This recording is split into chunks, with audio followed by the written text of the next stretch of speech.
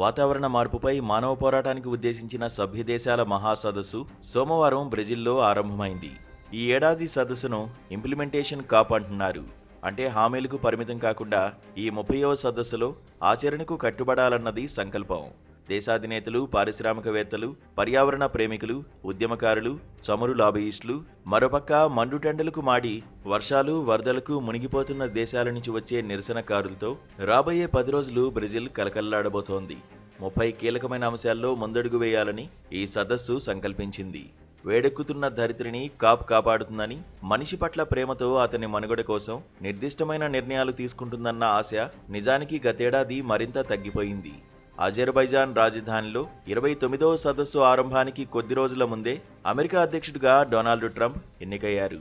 పర్యావరణ పరిరక్షణ, వాతావరణ మార్పు ఇత్యాది పదజాలానికి బద్ధ వ్యతిరేకి అయిన ట్రంప్ అధికారంలో ఉన్నన్నాళ్ళు ధరిత్రికి రక్షణ ఉండదని అందరికీ అర్థమైపోయింది. డ్రిల్ బేబీ డ్రిల్ అన్న ఒక్క మాటతో శిలాజీ ఇంధనాలు తవ్విపోయడమే తన ఎజెండా అని స్పష్టం చేసిన ట్రంప్ ఏలుబడిలో ఈ ఏడాది సదస్సుకు అమెరికా ఏకంగా గైర్హాజరైంది.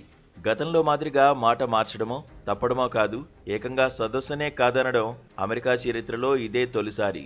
గతేడాది సదస్సుకు ఫైనాన్స్ కాప్ అని నామకరణం చేసుకోవడంలో ప్రధాన ఉద్దేశం వాతావరణంలో ప్రతికూల మార్పుల మీద పోరాడేందుకు వర్ధమాన దేశాలకు ధనిక దేశాలు అందించే ఆర్థిక సాయాన్ని అధికం చేయడం.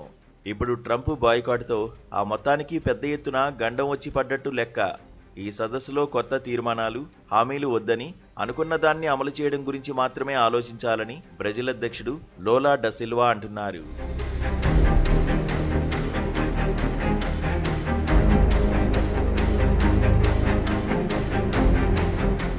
ఈ సదస్సు పరిష్కారాల గురించి మాత్రమే మాట్లాడుతుందని ఆయన నమ్మకం.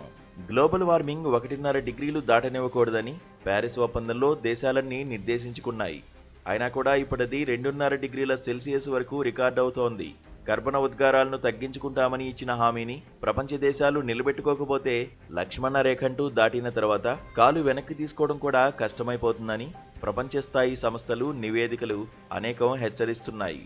ఈ కారణంగానే ఐక్యరాజ్య సమితి అధినేత కూడా ముమ్మారు ఆచరణ ఆచరణ ఆచరణ అంటూ సదస్సు లక్ష్యాన్ని నొక్కి చెబుతున్నారు.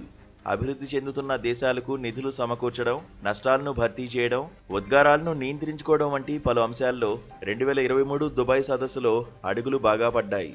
3 దశాబ్దాల కాప్ సదస్సుల చరిత్రలో శిలాజీ ఇంధనాలు అన్న పదం సంయుక్త ప్రకటనలో చేరడం అదే తొలిసారి. భూ ఉష్ణోగ్రత పెరుగుదలను 1.5 డిగ్రీల సెల్సియస్కు పరిమితం చేయడానికి వీలుగా కర్బన ఉద్గారాలను నేరుగా తగ్గించుకుని 2050 కల్లా తటస్థత సాధించాలని ఆ సదస్సు నిర్ణయించింది. ఆ లక్ష్యానికి అనుగుణంగా విధానాలు రాసుకుంటానని అమెరికా కూడా హామీ ఇచ్చింది.